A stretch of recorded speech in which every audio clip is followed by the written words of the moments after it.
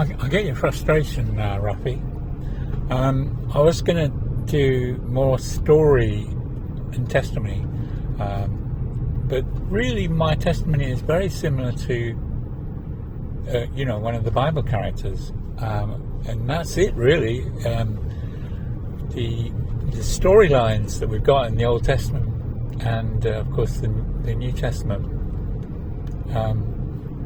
it's very much accelerated with Jesus, but it is that sort of storyline, and what I've been saying recently about Psalm 84, the understanding of those very, very terse phrases in Psalm 84 as to the training of a ministry, because we have to get everything on the inside. We have to be able to move things from our inside, which is not how we've been trained at all. So you're saying about what do you organise? We do what the Lord tells us to do. I mean, for Noah, it was building a boat. So it's a bit tangential, all kinds of things we get asked to do, but it's not that. It's not. I appreciate you're asking from more of a Matthew, Luke point of view, which is fair enough. For example, in Youth of the Mission, Lauren Cunningham, the Lord told him to buy a castle and buy a ship, and then buy a university, or set up a university in Hawaii. So you can see in his case, and if you're that type of person, he was told to create or environments, spaces for people to train and for the work to go ahead. My feelings about YWAM, because I actually lived in a Bible house where someone had just been on a YWAM course, sort of came and then they used our house effectively to break down in. So YWAM was often only the very, very first stages, the initial stages of sharing the gospel, and then the gospel really comes home to root. So as we can see from the gospels, it's about getting a hold of a core of people, and then the Holy Spirit goes into action. Like I put on my profile, it's like Genesis 15, where we're split open like carcasses, only obviously in the Genesis 15 they couldn't split any humans open, but it's a picture in the Spirit of us being split open in a Hebrews 4:12 sort of way, with a burning torch hovering. And it actually feels like that in proper meetings, once we get into proper ecclesia, and that's what we lived 40 years ago. But they didn't want to really get hold of stuff outside of meetings. So I and various others on the net have been saying, well, how does this work outside of meetings?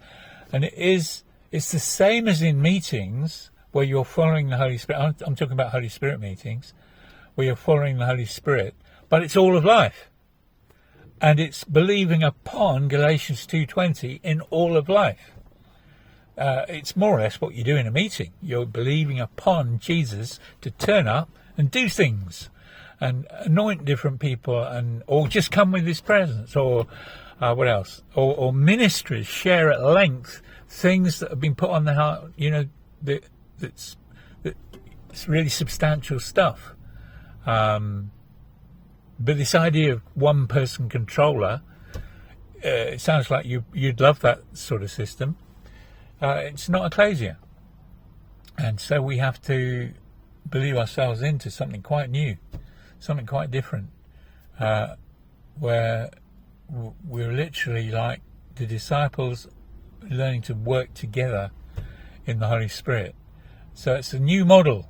I mean, it's been done by the Quakers. It's been done. That's how America got established.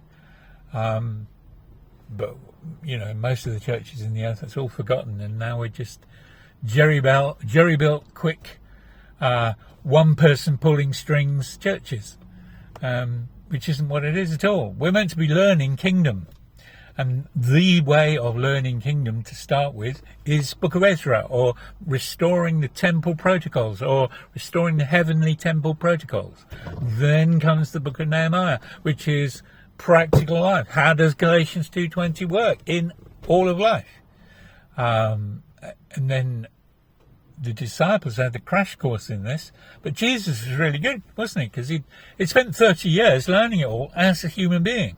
He laid everything aside as God, and he had to learn from scratch, how do you do Adam and Eve without falling into sin?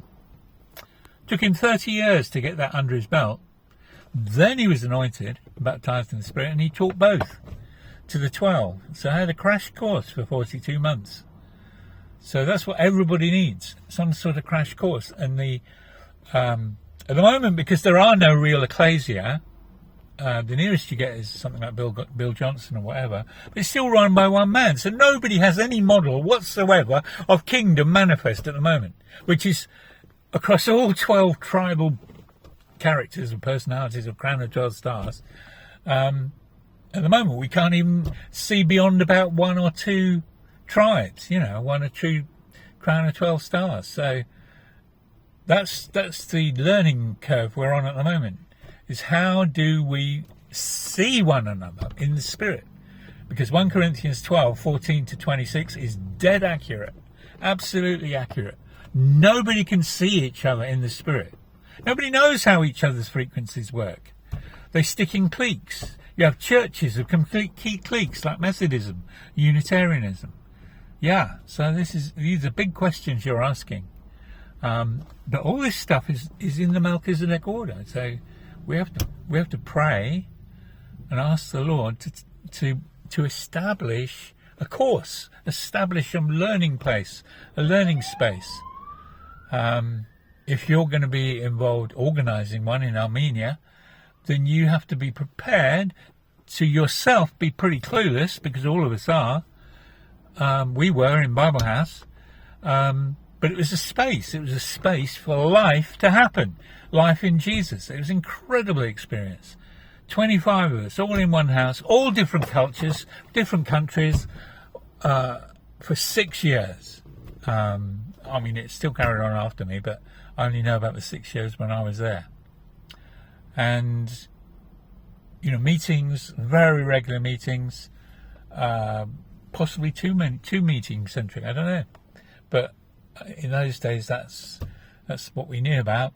And then we worked together, and we lived together, and, you've got all sorts of things happening, like in a family, but it's much more acceleration in the Holy Spirit, because everyone's got to keep their attitudes right, and because it will show up in a meeting if we don't. it shows up. So everyone had to keep everything before the Lord.